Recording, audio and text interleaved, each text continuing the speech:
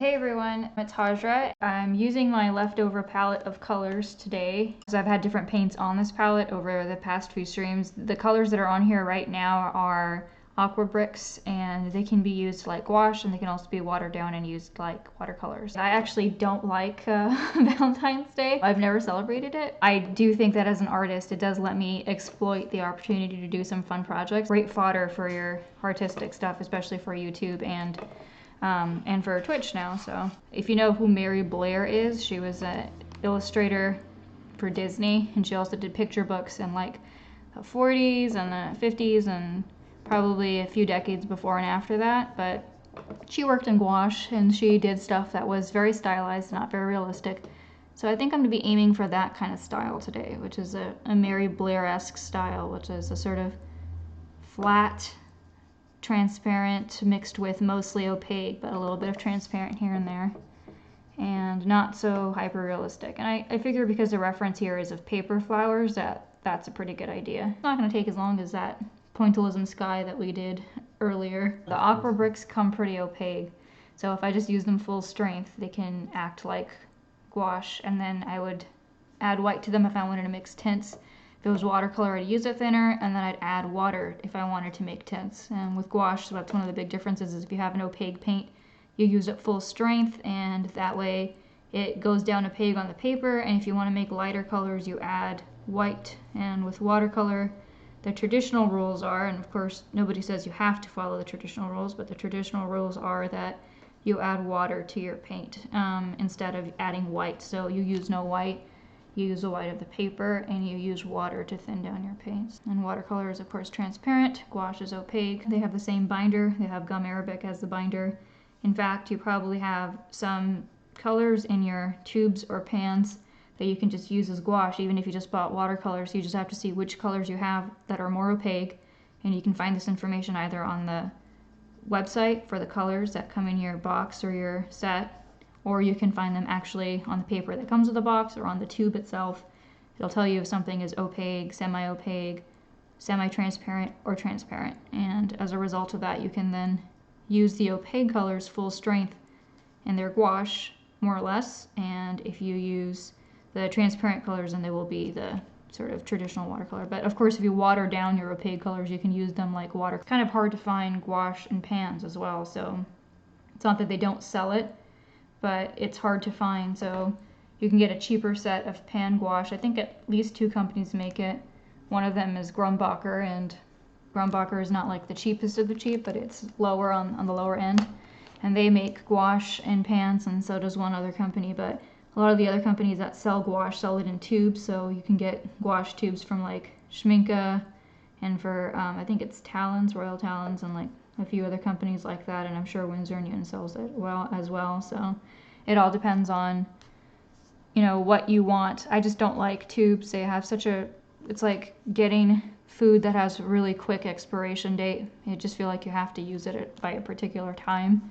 Now, of course, if you have bought watercolor tubes, this won't work for oil or acrylic, but if you've bought watercolor tubes and they've dried out, you could just cut them open from the top or the bottom and then unroll it, because it's just basically a rolled tube of some kind of metal, usually aluminum of some sort. And you can get your little color worm out of there. You'll find a little, you know, long shaped pellet of your dried color.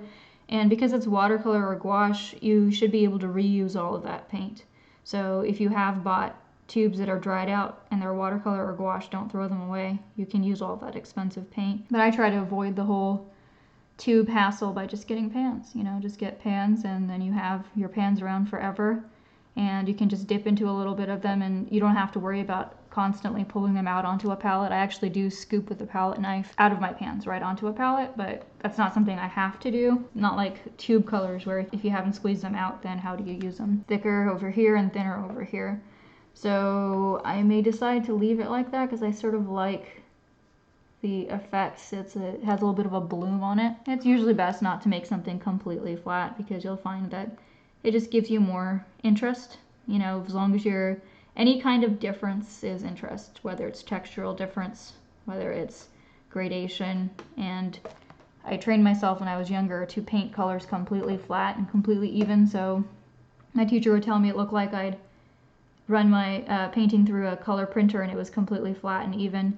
And as I got older, I realized that I didn't even have to learn that skill because I don't want to use it all the time. In fact, the more you use it, your things might look a little bit too boring. So I have to actually try not to make everything too even. So nowadays, I just try not to pay that much attention to that and let some of that happen naturally. Also, when you've got your colors out on a palette like this, some of your colors will naturally mix in with a little bit of the purple next to it or the blue next to it. And let that happen. That's also a very nice, subtle mix. My typical stuff is I do more sort of stuff that has to do with fairy tales or fantasy and adventures type subjects. So something like this, which is a simple and fun still life. And again, these are paper flowers. When you come around to do an outline, if you come out from the inside of the outline towards the outside, it'll give you a much steadier hand instead of going the opposite direction.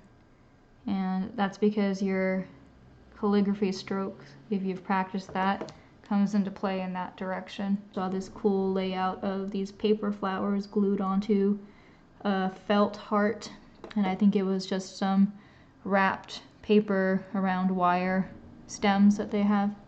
And it's very simple, very easy. It's not gonna look realistic because it didn't start out being realistic, so you have to keep that in mind. Because there's something about the texture of the papier-mâché that they use to make the flowers in the reference that's really sort of alluring to me. I really like the soft texture of the papier-mâchés. And if you wanted to do it completely even, like if you did want to do that, because that might be something you really want for a particular look, then mask the flowers off with masking fluid, let the masking fluid dry, and then come back with the red really quickly across the entire heart. And that'll make the red really quick and really even. Let's put it down transparent first and see what I think. But again, these aqua bricks are convenient because they do come in a pan shape, brick shape, and then you can use them however you want. You can use them opaque and you can use them transparently. And I've done both, but since I have a lot of transparent watercolors, I typically use these opaque because they make a good stand-in for a pan gouache, because like I said, pan gouache is kind of hard to find. Whereas you can find a lot of pan watercolors that are artist quality. It's kind of hard to find pan gouache. So these Cretacolor aqua bricks, I think, are a nice option. And just tried to lift this out so it looks separate from this leaf over here. And I can also come back with the dark just right here. There is a difference, and I'm just dabbing that in. It's a very pretty lilac that's going on back there. Very transparent, and, you know, like confectionery, I should say, color schemes. And so it's very delicious to sort of sit down and do that color scheme. And I do think I want to lift this. And we talked about compositions at some point, and this is another nearly symmetrical composition because it's sort of a presentation piece. But even so, you've got the flowers here just slightly to the left here, and it makes it so that it's a little bit more interesting. Something really enchanting about flat, not realistic art that is, you know, just a different, refreshing reset for the eye, that you can look at something different and then have a completely different experience. If you were looking at it realistically, not realistically, some style in between, versus constantly just looking at something that's just a bland photograph. I mean, in movies they use color filters and stuff all the time, even when we're looking at basically moving photography of real people. Oftentimes use color filters or color schemes throughout the movie. I call them color keys when they use them that way. And it's because it makes it more interesting. So, like, you know, people talk about the Matrix being green, or the difference between Kansas being black and white and Oz being wonderfully overly saturated multicolor. It's all because people know that you pay attention to colors and styles and moods. So even if you're not using cartoons, even if it's real life, people and actors, you can at least play with the color scheme. What we should be doing as artists whenever we're looking at it, because we've got way more freedom than they have. We're not sort of stuck with photographs and just using a photograph. So it's totally up to you how much you can tweak something. I think that back petal got a little bit too dark. Maybe I can make this back petal darker. So you'll notice that I had a lot more control with this second flower than I did with the first flower, and that's because the first flower was, I did it way too wet. I'm going right now from dark to light to this edge. These two meeting edges, it should be the opposite. They should not have a dark edge touching that, so I should try to figure out where I want my dark edge that's not at that corner. So I'll put the dark edge for this here so it flows out into light, and you see that way you can see the difference between the two petals. Now same way, I'm going to bring in a dark edge here because I can see that I have a dark edge all the way here, a light edge, and to make that stand out the contrast I want another dark edge going into a light edge, and so I can blend that up here. You don't have to follow the photograph. After a while you can follow what your value scheme on your paper is telling you will work to show contrast. So it depends on the subject matter, the realism of the subject matter, and sometimes you can do something in ink, watercolor, or gouache and they would be equally good for the subject. The thing is, if you're doing something super realistic, you can use watercolor, but it has some limitations, like you can't cover up mistakes as easily. But watercolor you can glaze in, whereas you can't really glaze in gouache. Gouache you can't glaze in because it lifts, because it's opaque and it's not permanently stuck to the paper. So sort of corrections and minute details, then probably gouache is the better idea. But I mean, there's also some lifting that can be done in watercolor with a scrubber brush. So I mean, it's about being a master of the medium that you're using. So if you really want to use watercolor for anything, you can. If you really want to use gouache for anything, you probably can. I mean, some people use gouache, and then when it comes to the glazing part of it, if they want to say make the whole painting a little bit more blue or a little bit more red, they'll pull out an airbrush and airbrush parts of it so that you end up getting those shades and those colors. So there's ways to work with whatever you choose. For something as simple as this, I can't imagine that there would be a such thing as really thinking about strengths and weaknesses. So I mean, I'm using this paint rather transparently so I can do these shaded edges and not have to use the white, because I'm not using the white. If I wanted to use the white, then I would be doing the blends differently. I would not be doing them with water, I'd be doing them with the white. Blending with water and leaving the white of the paper showing is not just more intuitive, but also more beautiful. So even when I paint with gouache, sometimes I let a lot of the white of the paper show and only use the white in certain areas. Limited color scheme, you don't want to miss out on the opportunity to have some blue violets. Just a damp brush with some clear water and blending that edge out. Blue or pink or blue or lavender. Just want to make sure these two petals are more blue before I move on. If you're in the habit of doing very big pieces, then you can make these petals more multicolored. I like to do streaming pieces of a size where the whole piece is visible when I'm streaming. So I typically do pieces that fit onto the screen, but even though these are papier-mâché flowers, if you did these flowers bigger, you definitely could fit in more colors. You could sort of add more pinks and more reds and more blues as they were blending in. So not just one layer, but different layers. You could also come back and add a few more colors to a smaller size piece too. It's just that if you add them all at once to a smaller piece, then you can get mud. I feel like I've seen this filbert and this round brush too many days of my life now. I think I'm gonna make sure not that I didn't use some different brushes earlier this week, I did, but I do feel like that these guys are around a little bit too much, kind of like bad pennies. They keep showing back up. Color wheel, if you say purple, and we all do, we say it all the time. Apparently we're not supposed to say purple, we're supposed to say violet, because purple is wrong when it comes to the color wheel. I really like the teals and turquoises and fuchsias and magentas. I think it's because it seems magical, doesn't it? I mean, I like the idea of the fantastical and something magical that's entwined with nature, that kind of magic. And I think that that's what these colors remind me of, is like feels very magical, the mood of them. Sort of a strong historical composition. Remember I was talking about alphabets being great lead-ins for how to start a compositional piece.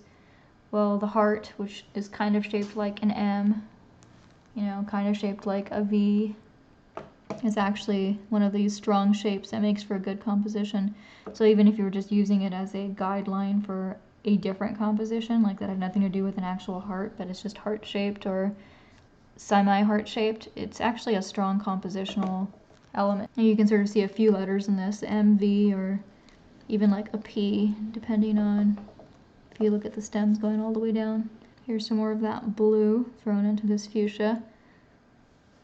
Trying again to make sure that some of these petals are different colors and going from dark to light so that there's some fun in how you can look at them. There's also a great book called How Pictures Work by Molly Bang. It's a very useful book to check out if you're interested in composition and what it implies. And one of the things that the book talks about is how sharp angles denote primordially, so like in your primitive nature and how we've evolved, teeth and knives and sharp rocks and danger. So if you have sharp angles and diagonals and jagged edges and shapes, they'll all be more intimidating and more fearsome and threatening in a piece. So if you want to make a piece have those feelings, that include those angles. And if you want a piece to feel soft and nurturing or beautiful and gentle, then use curves, because they remind you of, say, the curves of hills that are soft and rolling, or a woman's body and how it's curving from breast to hip. Feelings we get from different shapes, and they're all very real because they're connected to our sort of nature as human beings and what we've experienced historically and how we've mentally come to think of different shapes. What the science of feeling is, basically, when you look at particular shapes. So it's a really exciting thing to use as an artist if you are interested in layout, whether you're doing comic books, graphic novels, whether you're doing picture books, or whether you're just doing single-off paintings that are going to have some kind of narrative feeling. Then you should know how shapes work, and you should know the kind of feelings they give you. So even for this composition, I don't think it's an accident that what we consider to be a symbol of love and a symbol of nurturing and caring and showing affection is a heart that has these curves. So that's another one of those shapes, and it does come to a sort of gentle point at the end, but there's not any sort of like jagged edges. And I think they say the same thing about colors, right? So if you're looking into color science and color theory, along with telling you about different color schemes like triads, complementaries, analogous, modified triads, split complementaries, near complementaries, monochromatic, there's all sorts of color schemes. They also tell you just individual colors, what they have meant historically and what they make you feel.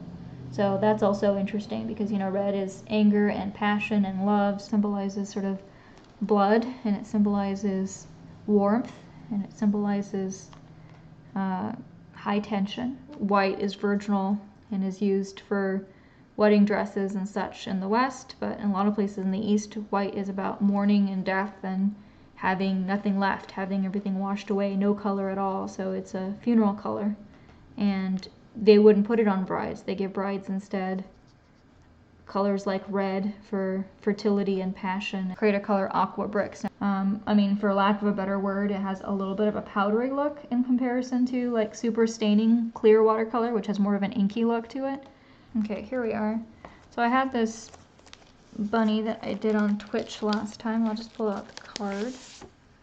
So I finished it up. You saw most of this, but I went back and darkened up the berries some, and I also went back and added a little bit more hair on him, but he was done in watercolor pencils, and we did that last time, so just wanted to share that with you. You know, it doesn't have to be, this is watercolor pencil, so it was minimal, but I mean, I've done other bunnies before that have more layers, and they have like a completely different look, right? So the more you layer, the more realistic it'll look, and you could go even more layered than this. And this is turquoise in just a limited color scheme of 2 colors, and this is gouache, and you can see I did a background effect of salt, and also that it works with gouache. All you have to do is water down the gouache enough, and it'll work similar to watercolor. And then you can throw in salt and anything else, and it'll give you those effects. Now, it's not going to be the most luminous, transparent, you know, stained glass window blue that you would get with transparent watercolor, but it does do that. So it looks like I don't have very much yellow left on this anyway. And I've used this palette too much this last week, where I've put some paints on it and then other paints on it, and it's already had gouache on it. So this has become a very polluted palette of all sorts of colors. So as you can see, this is a very muddy green that's being mixed here. Kind of like the mutedness of it though, and I like the yellow green up here. So sometimes it's nice to just use your mud because, well, first of all, it's for free, but the other thing is the muted colors let the pure colors sing. Always remember that. which is that if you make all of your colors super bright, it will not allow your piece to have any quiet areas. So if you have some loud areas of pure color, then you also need some quiet areas of neutralized or muted colors or muddy colors, because it will let those pure colors really stand out. My phone is quacking at me. So ignore that quacking. There's not a kidnapped duck in my house, it's just my phone. Kind of like a dirty minty green. And there's nothing wrong with that. I like it. I just don't know how long it'll last. It'll probably turn more blue as I run out of the other color. See that natural tone shift that happens for free? People go to school to try to learn that. Get the tonal shifts that you get between using these muddy colors. So it's going more blue now, and at some points it's going to go more yellow, because remember I had like the yellower mix near the top, see? And you don't have to go anywhere to learn that. You can just use your dirty palette and it's doing it for you. And make sure you follow through to the bottom here. The greener ones are greener and the bluer ones are bluer. Yeah, but even that mud on your palette is very valuable. Very few things on your palette are not usable. I typically use stuff down to the last drop. Even if you're starting a brand new painting out and you just want to do like a shadow someplace before you get started, use the leftover mud on your palette to do the shadow before you pull out your new paints. And it will give you a really cool, luminous shadow that you wouldn't have gotten if you had tried mixing it. Yes, I've seen a few landscape painters do the same thing where they keep a muddy palette. There's actually a lot more muted, muddy colors in real life, right? If you go out into nature, apart from like actual flower blossoms and actual flower petals, most of the colors that you see out there are muddy, right? So if you really want to go for a huge amount of realism as a landscape painter, then that mud is worth its weight in gold. Well, I'll say the quote, I can't remember who said it at this point, but he said, "Give me the dirtiest mud and I'll make of it the skin of Venus." And what he meant by that is color is what you put next to it. So if you use, even if you use mud, you can make that mud look more green if you put red next to it. You can make it look more blue if you put orange next to it. There's all sorts of color manipulation that you can make happen, and it's all about relativity and the surroundings of that color and the surroundings of that piece and how you use your shadows and values. But you can really make something into anything. And so I think that the painter who said that was Eugene Delacroix, was the one who said that. But I've always liked that quote because it really means that it's not about what colors you have, it's about how you use them. Yeah, I had almost no green there. There's almost no green because there's no yellow, but whatever I got from that mud was very much enough. I really like the look here, and it's very soft. You can blend this out so that I have a little bit of blue areas.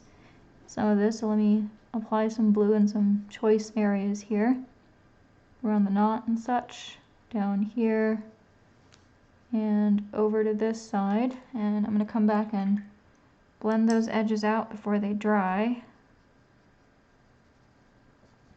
And then come back with some green or purple, depending on how I feel like I want this boat to go, this twine to go. It's a nice muddy color that you can mix with the purple and with the blue and with the little leftover green. Gives you a little bit of this gray that goes into this twiny look. I can make it more earthy by adding some of the earthier twine, the earthier leaf color from up here. So I can go ahead and do that too. So watching this anime cartoon version of Ronia, the Robber's Daughter, which is a great book I read when I was growing up by Astrid Lindgren, who also wrote Pippi Longstocking, but there's a recent anime version of Ronia, the Robber's Daughter. It's like 25 episodes or something on Amazon. I'm going to do a quick recap of what's been going on. Painted, so a reference was Papier-mâché, flowers, not realistic, done an abstract way for Valentine's Day. Reference was from graphic stock. We used only a few colors from Create-A-Color Aqua Bricks, and there's also some mud on my palette that I was using. We did use them transparently and not like gouache, and I just used red and fuchsia and blue and a little bit of the mud to make some kind of green. So I will thank you all for showing up, and it's delightful to have you here, and until next time, I hope you guys have amazing painting adventures.